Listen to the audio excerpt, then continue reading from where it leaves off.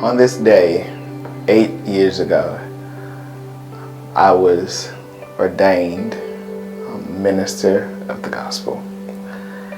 And from that day to this day, I have witnessed God do some pretty amazing things in my life, in the life of others, and through me.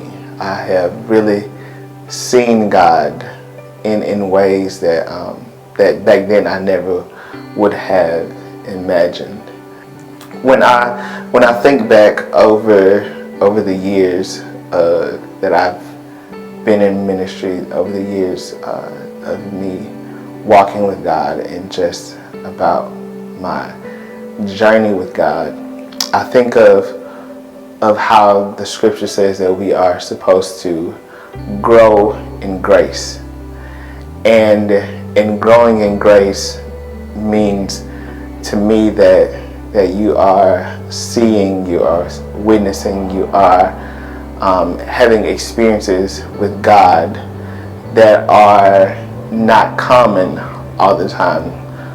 Experiences that are not always comfortable, because nothing ever grows in a place where it is comfortable.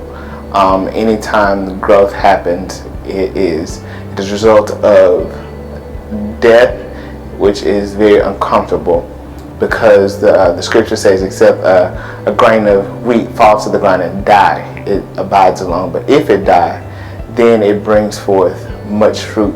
And so it's in us dying to ourselves that we are able to grow in grace and grow in God, and really fulfill and bring forth the fruit that God desires for us to bring forth in our life.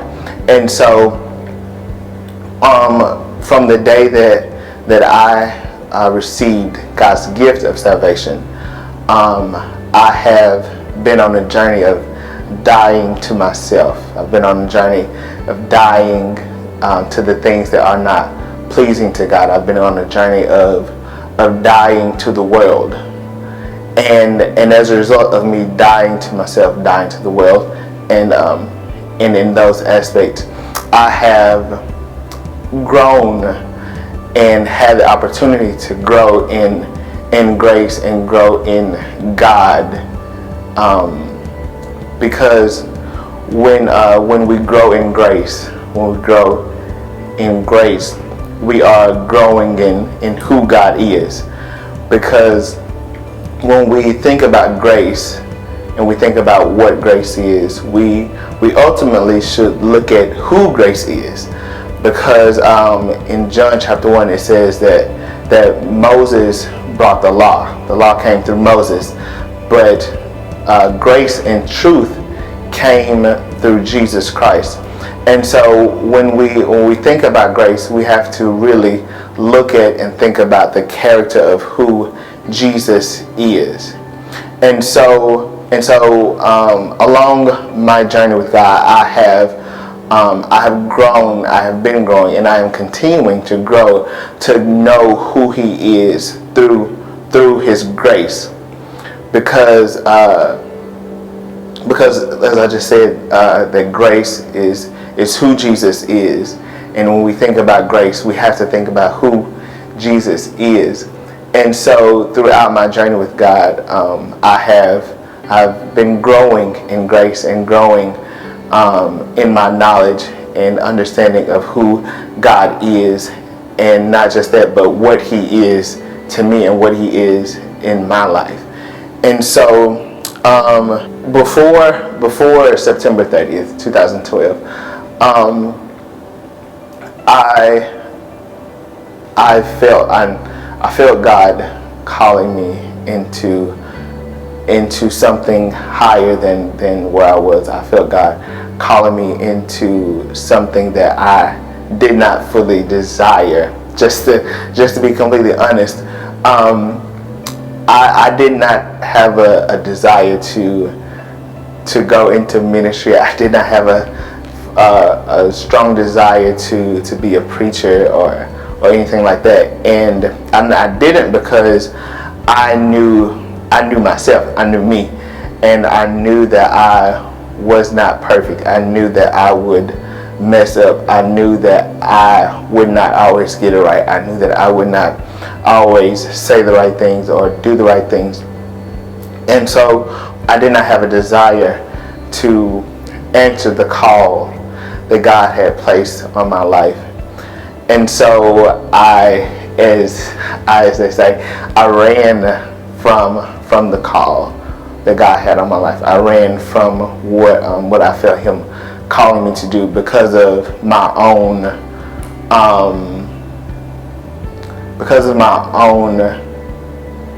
knowledge of myself.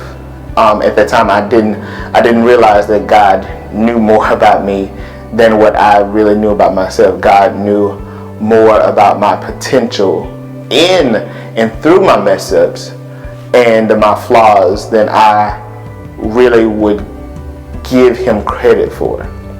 And so when I felt God calling me, I had all of these excuses. I had all of these reasons as to why I couldn't, why I shouldn't, why it should be someone else. But then, as God often does, He began to cancel out all of those excuses. And for me, what He did was He took me to Moses when He called Moses to go back to Egypt and to free the Israelites, to free His people. And we all know when God began to speak to Moses through the burning bush, Moses told God that he could not go and speak to Pharaoh because of his stuttering problem, because of his speech problem.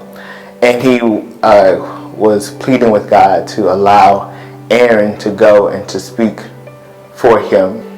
We know that God granted Moses with the answer that Aaron could go with him. But what God began to show me was that He did allow Aaron to go with Moses when he went to go speak to Pharaoh. But when he got there, Moses was the one that ended up talking to Pharaoh. Aaron did not speak like Moses intended and what Moses desired. And so God began to speak to me and to show me that if I would just step out and to walk in obedience to what He was calling me to do and into what He had gifted me to do, then the excuses would cancel out themselves. I would begin to conquer what I was allowing or what I was thinking would conquer me, because we know that He has made us more than conquerors. And so God really began to speak to me through that story of Moses going to Egypt to free his people. And so after God began to speak to me and deal with me through the story of Moses, then at that point I was out of excuses and reasons why God could not use me. And so really, if you feel God calling you to do a thing, calling you to do something, just do it. I have learned that when you just do it, God will give you the grace to sustain you, the grace to keep you, the grace to give you strength, because there are so many things in grace other than just forgiveness that we don't think about sometimes. As I said before, when you think about grace, you have to think about who Jesus is. And so when we think about who Jesus is in relation to His character, in relation to the things that He did while He was here on earth, He loved, He healed, He did all of these things, and that's what grace does. That's really the key to what grace is. It's who grace is. And so in grace we have strength. In grace we have empowerment. In grace we have, of course, forgiveness. In grace we have love. In grace we have peace. In grace we have all of these things, because all of these things that's who Jesus was throughout his life. That's what he exhibited. That's who his character was. And so I have learned throughout life, throughout my ministry, throughout my journey with God, that if you just keep walking, then God will grace you to keep going. If you just start walking, God will grace you to keep going. He will strengthen you to keep going. He will empower you to keep going. He will heal you to keep going. If you just make the first step, and if you keep trusting him, keep walking in him, keep growing in that grace, keep growing in the knowledge and the understanding of who he is, God will grace you to do amazing things. And even better than that, he will grace you to do amazing things through him. He will do amazing things through you. And so, of course, there will be times when it will get hard. There will be times when you will want to quit or throw in the towel or just give up, because I have had those. I've had those moments. I've had those times. I faced times when I wanted to say, God, are you sure you called me to do this? There have been times when I have wanted to tell God that you can have this. I really don't want to do this anymore. I've had those times. I've had those times where my faith was really put to the test. My faith was really challenged.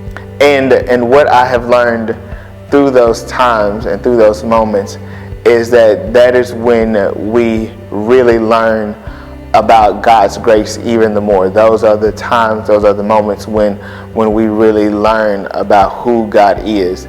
Because in those times when we are our weakest, when we are at our lowest, God is able to allow his strength to be made perfect in us. So I know for me, in those times when I wanted to just stop, when I wanted to not proclaim his gospel, when I wanted to not speak about him, those were the times when sometimes I found myself doing it even the more when I did not want to, because you really get to a place to where it has become who you are. Once you have walked with God for so long, once you have really walked with God, he becomes who you are. He becomes a part of you. I have learned that it was in those moments when I did want to quit, when I did want to give up, when I did want to throw in the towel about this whole God thing and God journey.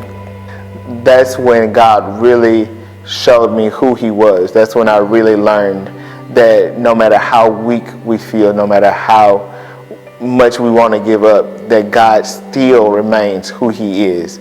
The way we feel, the way things look, the way things seem around, those things do not dictate who God is and how God acts and speaks to us or even on our behalf. Because I know for me, like I said, I have had times when I have wanted to stop, when I wanted to quit, but there was something in me that would not allow me to. And looking back, it was the Holy Spirit. It was God himself pushing me to just keep walking. It was him pushing me to just keep going, because it's like I was saying, as we keep walking, God will grace us with the strength to keep going, even when we don't want to, even when we are saying to God we don't want to keep walking. He will still grace us with his strength to keep going. And I have witnessed that. In 2014, the summer of 2014, June, I lost my grandmother, and in July, I lost my dad. And then in August, I moved to Hattiesburg to start to continue my college career. And it was during that time when I really wanted to not profess God, when I really did not want to walk in what I knew He had called me to, because it was in that time when I dealt with depression, when I dealt with struggling to really understand who God was, because I had lost two of the closest people to me. One of them, if it were not for her, then I possibly would not be walking in the faith that I have. And so during that time, I really struggled, and I really wanted to give up. I really wanted to quit. I really wanted to throw in the towel. But it's in those times when I really learned about the grace of God and about the power and the strength of God. Because although I did not want to talk about God, I did not really want to, I did not want to do what I knew I should have been doing. I did not want to pray like I knew I should have. I did not want to fast and to seek Him and to study His Word like I knew that I should have, because I was angry with Him. I was angry with God. And so I didn't want to preach about Him. I did not want to do the things that I knew He had called me to do. But he still allowed His grace to cover me. He still allowed His grace to strengthen me. He still allowed His grace to be with me. And that's why I say that throughout the years I've grown in grace. I've grown in really knowing who God is, because it's in those low moments that we really learn who God is. You learn things about God. You learn things about the character of God in the low moments that you can't learn when everything is going good, that you can't learn when you're feeling your best, that you can't learn when you feel like doing what God has called you to do and to who He has called you to be. But it's in the low moments when God is still the same, when God has not changed His position, when God has not changed who He is, when God's character has not changed. That's when you really learn the character of God. Because in those moments, in those times when I did want to stop, when I did want to quit, God was still there. God was still providing. God was still sustaining me. When I was angry with Him, but He was still loving me. I was angry with Him, and He was still providing for me. I was angry with Him, and He was even still speaking to me, even when I did not want to hear it. And so I'm grateful for those times, because those were defining moments. Those were defining times.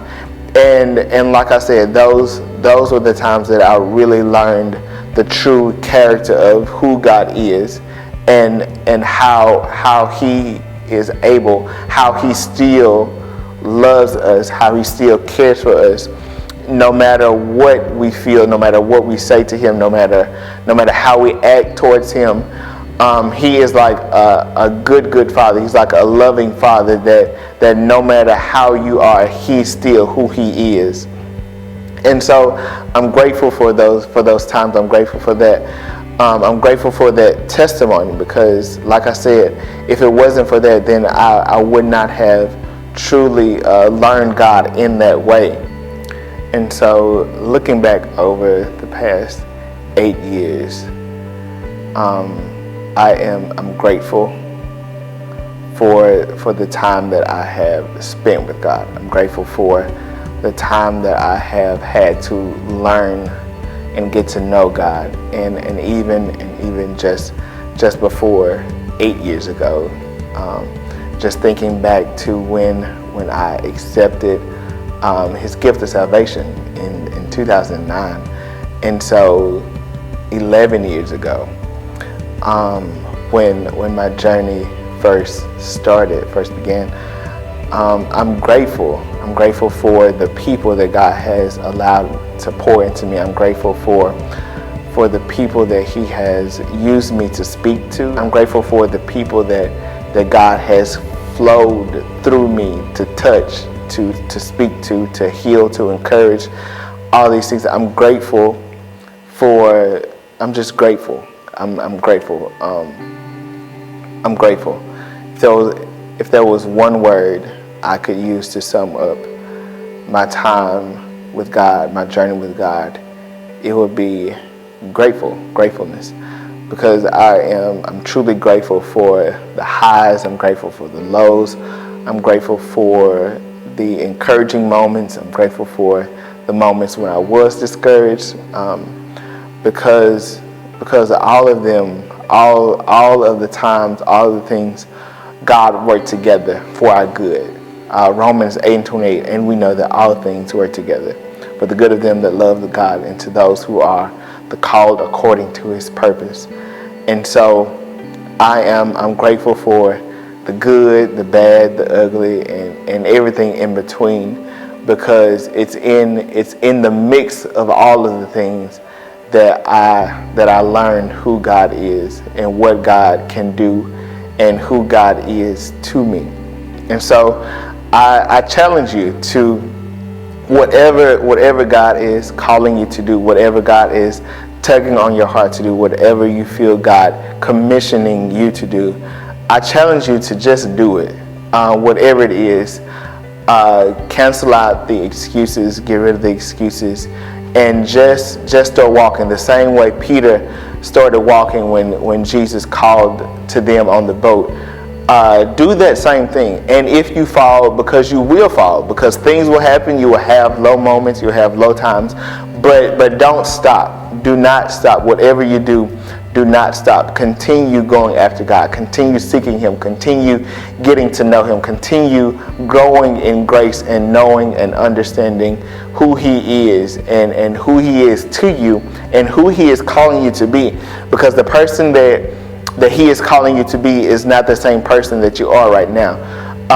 Throughout your journey, throughout you pursuing and seeking God, you will become someone completely different than what you are right now. So who you see when you look in the mirror right now is not the same person that God is creating and shaping and molding you to become, because it's in your journey with God, it's in your fulfilling the purpose of God, it's in you walking in the calling that God has for you, that God will make you and shape you and mold you into who He really created and intended you to be when He formed you in your mother's womb. Because just like He told Jeremiah, I knew thee before I formed thee. He knew you before He formed you, before He created you, before you were conceived in your mother's womb. He had a purpose and a plan for you. Our purpose is not something that we just haphazardly decide, but our purpose is something that we discover that God has already decided. And the way you really discover and the way you really find out what your purpose is to just start walking with God. God will lead you to your purpose, because it will begin to flow out of you in the things that you do. The gifts and the callings that God has on your life, it is a part of who you are. And so if you just start walking with God and doing whatever He is leading you to do, He will be guiding you through your purpose. He will be fulfilling your purpose through your journey, through your walk with God. And so a lot of times we think that the discovery of our purpose is some magnificent and glorious encounter. It's not always that way, but it's in the little things that God lead us to do. It's in the little things. It's in the step by step, because we know in Psalms 37 it says that the steps of a good man are ordered by the Lord, and though he fall, he shall not be utterly cast down, because the Lord upholdeth him in His hand. And so it's in our journey, it's in our stepping that God fulfills His purpose. It's in our journey and in our stepping that God produces the calling and produces the fruit of our purpose in our life. And so I challenge you to just start walking and to keep walking. If you have started walking, then don't stop walking. Even if you find yourself like Peter, and you begin to sink in the cares of the world, and you begin to sink in the things that you feel and the things that you see, do not allow yourself to drown, but reach out your hand and call out to God the same way Peter did when he began to drown. Call out to God and seek him even the more, because it's in those low moments, it's in those moments when you are seeking, when God can really come to your rescue and really show you what his grace is, and to show you the character of his grace, and to show you the strength of his grace. It's in your weakness that his strength is able to be made perfect in your life. And I'm a living witness that the strength and the power and the grace of God, it will cover you, it will sustain you, it will empower you, it will undergird you in anything that you find yourself in any circumstances, in any low place. In depression, it will find you. In depression, it will pick you up. In the pitfall of depression, his grace and his strength will undergird you and pull you out if you allow him to, because a lot of times we don't realize, but our free will keep God from doing and moving in our life the way that he wants to, the way that he desires to, because God is a gentleman. God he wants you to want him. He wants you to want to know him. He wants you to want to get to know him. And so he's not going to force himself on you, but he is there if you allow him to really show you who he is. He is standing at the door of your heart, knocking and asking if you will allow him to come in. And if you allow him to come in, then he is able to really show you who he is.